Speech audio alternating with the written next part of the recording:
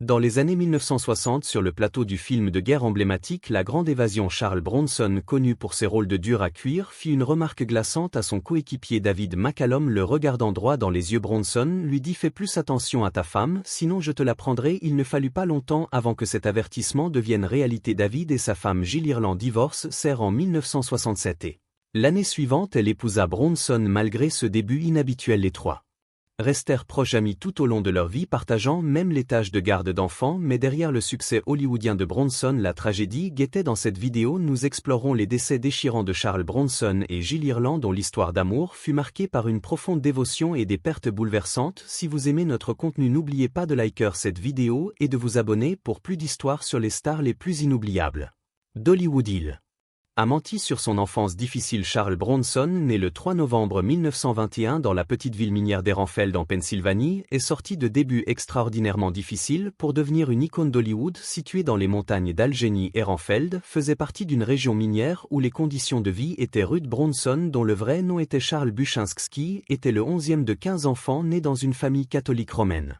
d'origine lituanienne. Son père, Walter Buchinski, était un Lipka tatar de Druskininkai en Lituanie, tandis que sa mère, Marie Valalinski, était née en Pennsylvanie de parents immigrants lituaniens. En grandissant, la famille de Bronson vivait dans une extrême pauvreté. Leur maison était une petite cabane sans eau chaude, à peine assez grande pour loger la famille nombreuse, qui dormait en roulement en raison du manque de place. Les rêles des wagons de charbon qui partaient de la mine passaient près de leur maison, soulignant le lien étroit de la famille avec l'industrie minière. La vie dans cette communauté minière était pleine de difficultés et Bronson évoqua plus tard ses luttes dans des interviews. Dans leur foyer, l'anglais était rarement parlé, une situation courante pour de nombreuses familles américaines de première génération. Bronson et ses frères et sœurs communiquaient principalement en lituanien, ce qui le distinguait de ses camarades. Il se souvenait que même en tant que soldat pendant la Seconde Guerre mondiale, son accent était si fort que ses camarades pensaient souvent qu'il était étranger. En plus de l'anglais et du lituanien, il parlait également le russe grâce au RAC. Était européenne de sa famille. Bronson avait une relation compliquée avec son père Walter. Dans une interview en 1973, il avoua qu'il ne connaissait pas très bien son père et ne savait pas s'il l'aimait ou le détestait. Ce dont il se souvenait le plus était que chaque fois que sa mère annonçait le retour de leur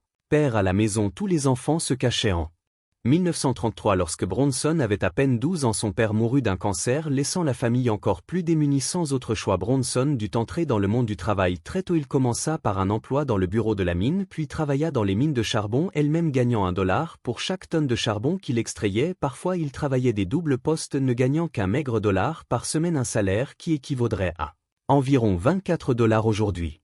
Travailler dans les mines de charbon était dangereux, les effondrements étaient fréquents et Bronson avec son frère prenait souvent le travail périlleux de retirer les souches de gros morceaux de charbon qui bloquaient les passages de la mine. La Grande Dépression frappa durement la famille Bronson, ils souffrirent d'une pauvreté extrême, souvent sans nourriture. Bronson se souvenait que sa mère ne pouvait pas se permettre d'acheter du lait pour sa petite sœur qui recevait à la place du thé chaud. Lui même dut porter la robe de sa sœur pour aller à l'école car la famille n'avait pas de vêtements appropriés. Bronson fut le premier membre de sa famille à obtenir un diplôme d'études secondaires, mais son éducation eut un prix. À l'âge de 10 ans, il travaillait déjà dans les mines aux côtés de ses frères et sœurs aînés. Ses expériences dans les mines l'ont laissé marqué à vie tant physiquement qu'émotionnellement. Bronson parlait souvent avec amertume de ses 6 années de labeur exténuant qui lui laissèrent des cicatrices permanentes sur les jambes et le torse. Travailler dans les mines plongées dans l'obscurité lui causa également des maux de tête et de la claustrophobie. Je n'ai jamais réussi à me débarrasser de l'odeur du charbon dans mes narines, se lamentait-il. Pour faire face au stress, il commença à fumer à l'âge de 9 ans. Malgré le travail exténuant, les circonstances de Bronson commencèrent à changer lorsqu'il s'engagea dans l'armée de l'air américaine. Pendant la Seconde Guerre mondiale en 1943, il servit dans le 760 escadron d'entraînement au tir flexible, puis en tant que mitrailleur aérien sur Boeing B-29 Super Fortress avec le 61e escadron de bombardement qui faisait partie du 39e groupe de bombardement basé à Agam. Bronson effectua 25 missions de combat au-dessus du Japon et reçut une Purple Heart pour les blessures subies au combat. Plus tard, il considéra son expérience militaire de manière positive, affirmant que son enrôlement avait été la meilleure chose qui lui soit arrivé. Cela lui permit de fuir les conditions difficiles des mines de charbon et lui offrit 3 repas par jour ainsi que des vêtements corrects, une première dans sa vie. La discipline et la structure de la vie militaire, ainsi que la camaraderie qu'il trouva parmi ses camarades soldats et Bronson a gagné en confiance. Cela améliora également son anglais, une langue qu'il avait peu parlé en grandissant en Pennsylvanie. Après avoir été démobilisé, Bronson eut du mal à trouver sa voie. Il occupa Divers emplois chauffeur de camions sidérurgiste et mineur, mais aucun de ces métiers ne semblait lui convenir. Ce n'est qu'en rencontrant un groupe d'acteurs à Atlantic City qu'il s'intéressa au métier d'acteur. Cette passion nouvelle le mènerait finalement à Hollywood et à la célébrité, mais le chemin ne fut pas facile au fur et à mesure que sa carrière fleurissait. Bronson devint connu pour son personnage de dur à cuire, jouant souvent des personnages robustes dans des westerns et des films d'action. Malgré sa célébrité, il avait la réputation d'embellir ou même d'inventer des parties de son histoire personnelle, créant des mythes qui ajoutaient à son image publique mystérieuse et intimidante. Selon B.R. Rosio, auteur de Menacing Face Worth a Million à Life of Charles Bronson, l'acteur prenait plaisir à tromper les journalistes crédules en leur racontant des histoires exagérées sur son enfance. Il prétendait parfois qu'il ne parlait pas anglais au lycée, que sa mère l'avait vendu à des voyageur ou qu'il avait dû aller à l'école en portant les vêtements de sa sœur, bien que ces histoires aient ajouté à la légende de Charles Bronson. Ceux qui le connaissaient bien, y compris sa première épouse Harriet Tandley, les rejetaient comme étant fausses. Cette histoire de Charlie portant des robes est absolument ridicule, déclara un jour Tandley, ajoutant que ses frères plaisantaient souvent sur ses récits exagérés de misère. Même après avoir atteint le succès, Bronson continua d'inventer des histoires. Il prétendit avoir été emprisonné 2 fois, bien qu'aucun registre pénitentiaire ne le confirme, et il raconta même une histoire où il aurait été blessé par balle par un policier sur un train de marchandises, mais aurait miraculeusement survécu car la balle serait tombée toute seule. Bien que certaines de ces histoires aient clairement été fantaisistes, ce qui était indéniable, c'est que son service militaire avait été un tournant dans sa vie. Les expériences de guerre de Bronson, bien qu'il en ait rarement parlé publiquement, l'avaient profondément marqué. Dans le livre Bronson's Lose Again, on the Set with Charles Bronson, de Paul Talbot, publié en 2015, il est révélé que Bronson eut une altercation sérieuse lors de son entraînement avec le 770e escadron d'entraînement au tir flexible en Arizona. Après qu'un sergent l'eut provoqué, Bronson répliqua en le jetant au sol, pensant qu'en ne le frappant pas directement il éviterait une punition. Cependant le sergent se cassa le bras en tombant et Bronson fut condamné à 6 mois de travaux forcés consistant à transporter des quartiers de viande dans le réfectoire et à sortir les poubelles. Début impressionnant mais peu reconnu dans le cinéma. Après avoir été démobilisé honorablement de l'armée en 1946, Charles Bronson navigua entre divers petits boulots dont celui de boulanger à Philadelphie et de crieur de bingo sur une jetée d'attractions à Atlantic City. Sa carrière prit un tournant décisif lorsqu'il décida de se lancer dans la comédie, déménageant à New York en 1948 aux côtés d'un autre ancien militaire, Jack Klugman. Les 2 hommes louèrent une petite chambre ensemble, luttant pour trouver du travail dans le monde de l'acting. Klugman se souvenait plus tard que Bronson, alors un acteur affamé, devait souvent vendre son sang pour $5 afin de joindre les 2 bouts. L'accent slave prononcé de créer aussi des obstacles et il se souvint avoir été réprimandé lors d'une audition pour avoir mal prononcé le mot héroïne. L'introduction de Bronson dans le monde de la comédie se fit presque par hasard alors qu'il travaillait à Atlantic City. Après la guerre, il fut invité par une troupe de théâtre à les aider à peindre des décors de scène. Cette expérience éveilla en lui une passion pour le jeu d'acteur. En 1951, il décroque son premier rôle au cinéma dans You're in the Navy Now, semble-t-il parce qu'il était le seul acteur capable de rôter sur commande. Au cours des 2 années suivantes, Bronson se plongea dans des études dramatiques à Philadelphie et à Los Angeles, bien qu'il ait d'abord obtenu de petits rôles, souvent incarnant des voyous, des ouvriers ou des combattants.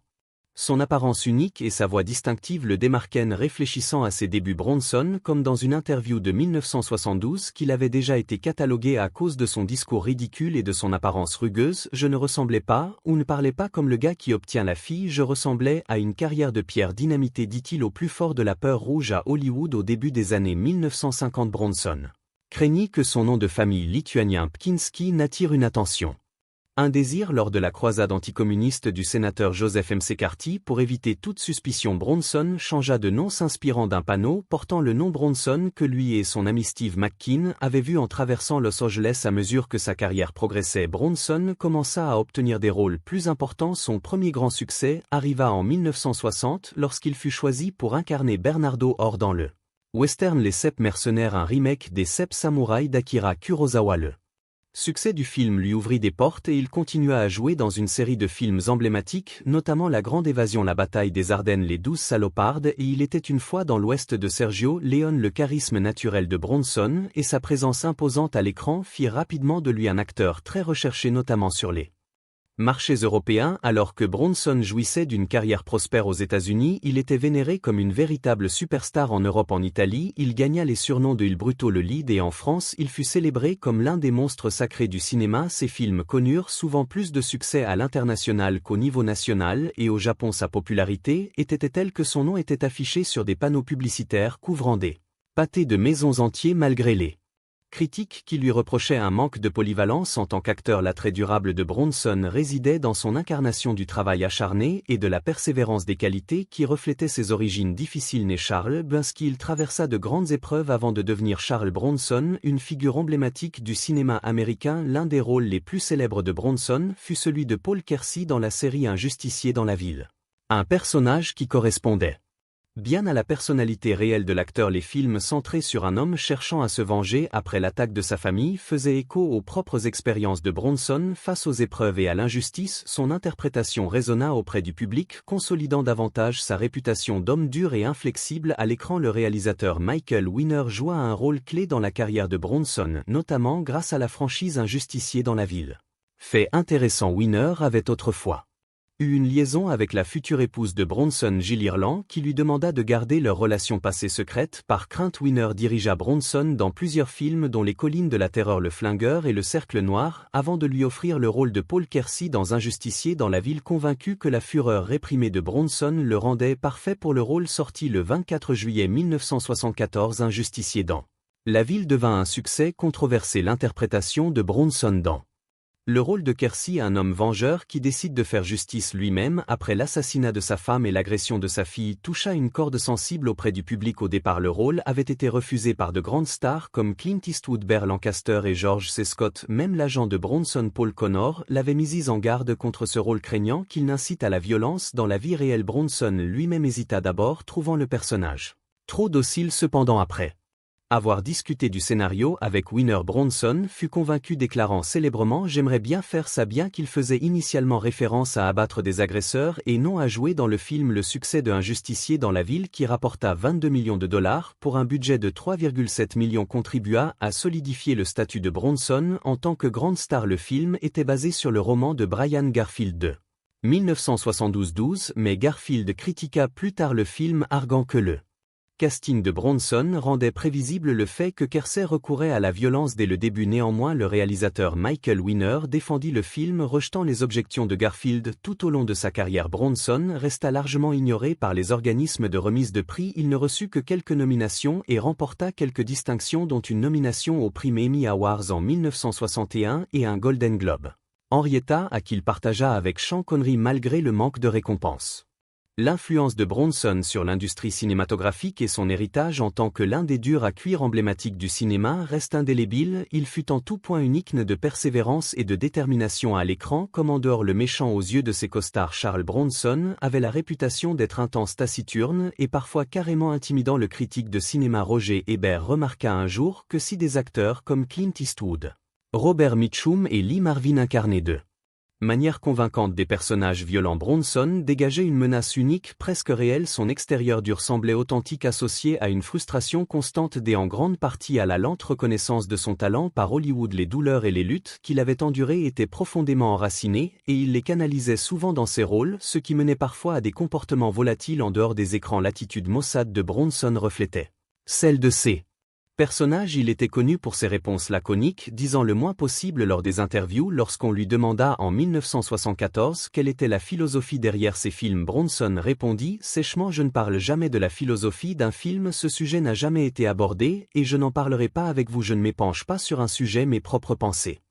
m'amuse plus que celle des autres. » Tout le monde ne trouvait pas Bronson facile à côtoyer. Son coéquipier dans La Grande Évasion, James Garner, eut une relation particulièrement difficile avec lui, décrivant Bronson comme amer et belle. Que Garner se rappela un incident lors d'une partie de poker chez lui où Bronson tenta de retirer une mise trop tardivement. Garner le força à payer, ce qui provoqua une confrontation qui faillit dégénérer en bagarre. Bronson, rancunier, jura de ne plus jamais travailler avec Garner malgré cela les deux finirent par rétablir leur relation bien que Garner a plus tard avoué je pense que Charlie a gardé une rancune moi je sais que je l'ai fait les éclats de Bronson ne se limita pas au plateau de tournage dans une interview avec Esquire Bronson déclara un jour que si quelqu'un faisait du mal à sa famille il se sentait capable de le tuer lorsque Johnny Carson questionna la décision du magazine de publier une telle déclaration Bronson répondit. Simplement parce que c'est ce que j'ai dit connu pour ses propos controverses il déclara également en 1972 qu'il quitterait l'Amérique si les objectifs du mouvement de libération des femmes étaient atteints affirmant que les femmes ne pourraient jamais être égales aux hommes Bronson avait peu de patience pour les journalistes qu'il considérait comme intrusifs lorsque Stephen Whitney publia en 1975 une biographie non autorisée intitulée Charles Bronson Superstar The Real Man Behind the Rock Hard Macho.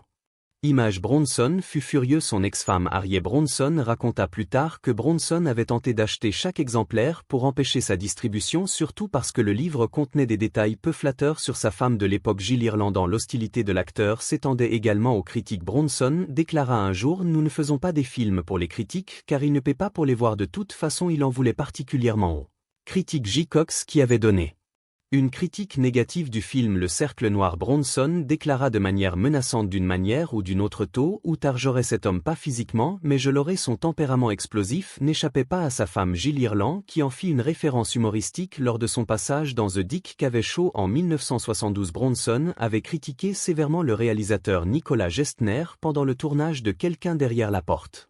Le qualifiant de réalisateur suisse borné bien que Gessner fut en réalité hongrois et affirmant qu'il avait ruiné le film Irlande plaisanta en disant que Bronson avait attrapé Gessner par la gorge et lui avait donné une bonne secousse. La réputation de Bronson des difficiles s'étendait à tout Hollywood. Le réalisateur Michael Winner qui a souvent collaboré avec lui reconnaissait la tendance de Bronson à exploser sur le plateau, allant même jusqu'à frapper des gens. Bronson lui-même avouait qu'il trouvait la plupart des réalisateurs difficiles les accusant de s'adonner à ce qu'il appelait les conneries d'Hollywood lors d'une interview, il alla même plus loin en qualifiant les producteurs de crétins et les réalisateurs d'idiots, ajoutant que la plupart des gens dans l'industrie ne se souciaient que de l'argent. Il avait également peu de respect pour les jeunes acteurs qu'il qualifiait de plein de conneries. Dans une interview de 1977 avec The Washington Post, Bronson déclara « Je peux mieux interpréter un personnage grâce à mon expérience à cause de ce que j'ai traversé. » Il se moquait des acteurs comme Robert De Niro, Sylvester Stallone et Al Pacino, affirmant « Ils sont tous pareils, ils se ressemblent ». Même Bronson n'était pas non plus intéressé par les récompenses, appelant les nominations aux Oscars des foutaises. Malgré son caractère abrasif, le style de jeu de Bronson correspondait parfaitement à son personnage de dur à cuire. Il se décrivait un jour comme un simple produit, comme un savon à vendre. Aussi bien que possible ses performances dégageait l'URA d'un homme endurci par les épreuves de la vie, quelqu'un qui n'avait plus rien à perdre, des traits qui résonnaient avec le public car il reflétait sa propre histoire. Ce personnage, bien loin du jeu d'acteur nuancé d'un Marlon Brando, suffisait à propulser Bronson vers une célébrité durable. Il était clair que pour lui moins c'était plus à l'écran comme dans la vie. La confession de sa fille a tout changé bien que Charles Bronson soit souvent perçu comme une figure dure et intimidante. Ceux qui le connaissaient intimement voyant un homme profondément compatissant notamment envers sa famille. Derrière cette façade endurcie se cachait un cœur capable d'un immense amour et d'une grande générosité. Ce côté plus doux de Bronson devint particulièrement évident lorsqu'il adopta Katina Holden, une fille de 11 ans pleine de vie dont le monde s'effondra lorsque sa mère Hilary Holden décède soudainement d'une crise cardiaque. Hilary, une directrice de casting d'origine britannique et mère célibataire, n'avait pas de famille proche, laissant Katrina orpheline. La décision de qui prendrait soin d'elle revenait à deux familles, Charles Bronson et sa femme Jill Irland ou mon épouse Blackie et moi. Bien qu'ils aient déjà plusieurs enfants, Bronson surprit tout le monde en se portant volontaire avec enthousiasme. Ce fut un moment où l'on appert le vrai Bronson. Bien que sa réputation soit celle d'un homme au comportement intense, il fit preuve d'une grande compassion et d'un enthousiasme sincère à l'idée d'offrir un foyer à Katrina lors des funérailles d'Hilary. Je me souviens avoir vu Katina terrifiée et seule tandis que Bronson l'accueillait dans sa longue limousine noire, lui offrant sécurité et réconfort en cette période difficile. Katerina s'épanouit, étudiant à l'UCLA et à la Sorbonne à Paris, avant de se lancer dans une carrière de réalisatrice et scénariste. En 2001, elle obtint une reconnaissance lors du Malibu Film Festival, remportant le prix de la réalisatrice émergente pour son court-métrage Roux Indignation, un projet qui montrait son talent et son esprit. Bronson, habituellement réservé, était visiblement ému lors de l'événement.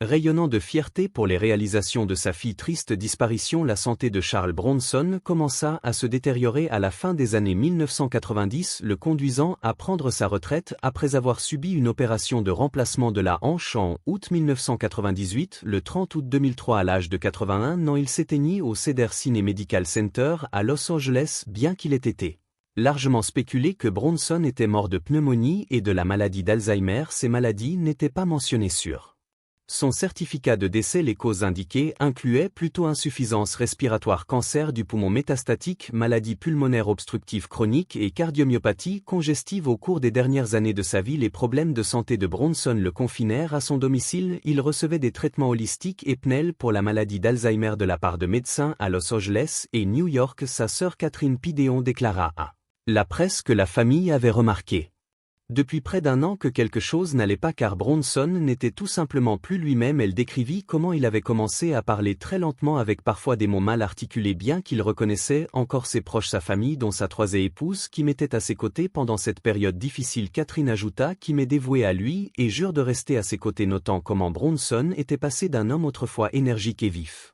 d'esprit à quelqu'un qui paraissait désorienté. Bronson fut enterré au cimetière de Brownsville à West Windsor dans le Vermont. Au fil des ans, nombre de ses fans les plus fidèles ont visité ce lieu pour lui rendre hommage. Après la mort de Bronson, plusieurs journaux dont le New York Times rapportèrent par erreur que son service de guerre se limitait à la conduite d'un camion de livraison en Arizona. Ses anciens camarades militaires corrigèrent rapidement cette information, affirmant que Bronson avait en réalité été un héros de guerre, ce qui entraîna des rétractations de la part des médias. La femme l'aimait le plus. La réputation de Charles Bronson le précédait toujours. Il dégageait une virilité intense, était notoirement réservé et avait tendance à garder rancune, le genre d'homme que l'on n'oserait pas approcher dans la rue. Bronson avait une aura intimidante, même sans dire un mot. Ses rôles dans des films emblématiques comme un justicier dans La Ville, Il était une fois dans l'Ouest et Les Sept mercenaires cimentèrent son image de figure rude et sans compromis, avec un regard capable de percer n'importe qui. Malgré sa réputation d'acteur maussade et difficile, qui n'avait pas beaucoup d'égards pour ses stars, Bronson avait un côté plus doux. Heureusement découvert par Gilles Irlandon au début des années 1960, alors que l'âge d'or d'Hollywood touchait à sa fin, Bronson était encore marié à Harriet Tandley, une femme qui avait été à ses côtés depuis leur rencontre dans une école de théâtre à Philadelphie. Selon le mémorandum, Charlie and Me Tandley et Bronson venaient de mondes très différents. Elle avait 18 ans, fille d'un fermier laitier prospère, tandis que Bronson, de 8 ans, son aîné, avait grandi dans la pauvreté. Malgré leurs différences, ils se rapprochèrent et Tandley soutint les deux pendant leurs premières années d'acteur en difficulté, attendant le grand rôle. Lorsque Bronson eut enfin sa chance dans La Grande Évasion, cela marqua un tournant dans sa carrière, mais aussi le début de la fin de leur mariage. Sur le plateau, Bronson travaillait aux côtés de grandes stars comme Steve McQueen, James Garner et James Coburn, mais ce qui changea véritablement sa vie fut sa rencontre avec Gilles Irlandon, la femme de David Malom, qui était venue rendre visite à la production. Bronson aurait dit à Malom: « Je vais épouser ta femme », laissant l'acteur écossais compréhensiblement furieux. Pourtant, la prédiction audacieuse de Bronson se réalisa après la séparation de Bronson et Tandley en 1965 et le divorce de McCallum et Irlandon en 1967. Bronson et Irlandon se marièrent en 1968. Malgré ce début où le Bronson et McCallum finirent par se réconcilier, et ce qui suivit fut l'une des relations les plus productives et durables d'Hollywood. Bronson et Irlandon trouvèrent non seulement l'amour mais forgèrent un partenariat qui s'étendit sur 16 films ensemble. La célébrité croissante de Bronson permit à Irlandon d'être souvent engagé dans ses projets, que ce soit comme sa partenaire à l'écran ou dans d'autres rôles importants. Bien qu'Irlandon n'atteignît jamais le niveau de célébrité de Bronson, il s'assura qu'elle ait de nombreuses opportunités, des petits rôles comme sa brève apparition en tant que cavalière de Robert Mitchum dans Les Centurions, au rôle plus conséquent comme celui de Maria Rena Valachi dans Cosa Nostra. La carrière cinématographique d'Irlandon s'épanouit aux côtés de celle de son mari. Leur dernière collaboration, Assassination, marqua la fin de leur parcours professionnel ensemble. De toutes leurs collaborations, peut-être la plus mémorable fut de Mid à 3 heures, une comédie romantique western qui permit à Irlandon de briller dans la plupart de leurs films. Bronson dominait l'écran tandis qu'Irlandon jouait souvent des rôles secondaires, une demoiselle en détresse, une femme fatale ou un personnage qui influençait son parcours. Mais dans De Midi à 3 heures, le personnage d'Amanda, interprété par Irlandon, était au centre de l'intrigue, apportant une profondeur à un film qui aurait autrement été banal. C'était comme si Bronson avait offert à sa femme un cadeau, lui donnant l'opportunité de mettre en valeur son talent d'actrice et de montrer toute l'étendue de ses capacités. Le rôle d'Irlandon dans le film reflétait celui qu'elle jouait dans la vie de Bronson. Elle était le cœur et l'âme de leur mariage, un phare de chaleur dans l'apparence souvent dure de Bronson. Leur histoire d'amour à l'écran comme en dehors révélait une facette plus tendre de Bronson que peu de gens avaient l'occasion de voir ensemble. Ils formaient l'un des couples les plus célèbres d'Hollywood, chaque film consolidant davantage leur statut, mais alors qu'ils semblaient au sommet de leur gloire, la tragédie frappa et leur vie idyllique fut soudainement assombrie par des nouvelles déchirante. Jill Ireland, connue pour sa chaleur et sa gentillesse, resta inébranlable aux côtés de Charles Bronson alors qu'ils élevaient leur fille adoptive Kaerina. Cependant, leur vie familiale fut marquée par des tragédies profondes. En 1990, Jill succomba à un long combat contre le cancer et un an plus tôt le couple avait perdu leur fils Jason McCallum Bronson d'une overdose d'héroïne à l'âge de 27 ans. Jason avait été adopté tout bébé par Ireland et son premier mari, l'acteur David McCallum. Après qu'Ireland épousa Charles Bronson, Jason grandit à Bel Air mais lutta contre une addiction à la drogue. Pendant une grande partie de sa vie, il fut retrouvé mort sur le sol de la salle de bain de son appartement, verrouillé par sa petite amie Tracy Messina. Inquiète que Jason ne soit pas venu la chercher au travail comme prévu, le bureau du coroner de Los Angeles conclut plus tard que sa mort résultait d'une overdose accidentelle d'une combinaison de drogue. Les enquêteurs rapportèrent que le corps partiellement vêtu de géants ne montrait aucun signe de blessure et aucune activité criminelle n'était suspectée. Les drogues dans son système avaient été à la fois ingérées et injectées, bien que les substances spécifiques n'aient pas été immédiatement divulguées. Le combat de Jason contre l'addiction avait été ouvertement discuté par sa mère Jill Ireland dans un livre qu'elle avait publié plus tôt cette année-là. Malgré plusieurs traitements, Jason continua de se battre contre la dépendance. Son médecin, le docteur Howard Mark, clara que la dernière fois qu'il avait vu Jason, celui-ci semblait lucide et n'avait apparemment pas consommé de drogue depuis plusieurs semaines. Elle a quitté ce monde tragiquement en 1984. Jill Ireland reçut une nouvelle dévastatrice. Elle était atteinte d'un cancer du sein. Fidèle à son esprit résilient, elle combattit la maladie avec un courage extraordinaire. Pendant 6 ans durant cette période, Ireland partagea son parcours personnel à travers 2 livres poignants. Life Wish, A Personal Story of Survival et Lifeline, My Fight to Save My Family. Ces écrits sincères apportèrent de l'espoir et des perspectives à d'autres personnes confrontées à des luttes similaires. En reconnaissance de son courage, Ireland reçut le Courage Award de l'American Cancer Society des mains du président Ronald Reagan, un témoignage de sa détermination et de sa grâce face à l'adversité. Malgré ses efforts héroïques, Ireland succomba à la maladie en 1990, s'éteignant à leur domicile de Malibu avec un Charles Bronson dévasté à ses côtés. Sa mort laissa Bronson anéanti, marquant un changement profond en lui, bien qu'il se remaria plus tard avec la chanteuse Kim Wick en 1998. La mémoire d'Ireland resta toujours présente dans son cœur. En hommage à sa défunte épouse, Bronson fit fabriquer une canne sur mesure dotée d'une section creuse contenant une partie des cendres d'Ireland. Il garda cette canne avec lui jusqu'à sa propre mort en 2003 des suites d'une pneumonie. Lorsque Bronson fut enterré dans le Vermont, la canne avec les cendres d'Ireland toujours à l'intérieur fut enterrée à ses côtés, symbolisant leur lien indéfectible même dans la mort. En réfléchissant aux poignantes de Charles Bronson et Jill, il est clair que leur histoire d'amour était aussi captivante que n'importe quel film dans lequel ils ont joué. Rampe de passion, de chagrin et de résilience, leur parcours nous rappelle la fragilité de la vie et la force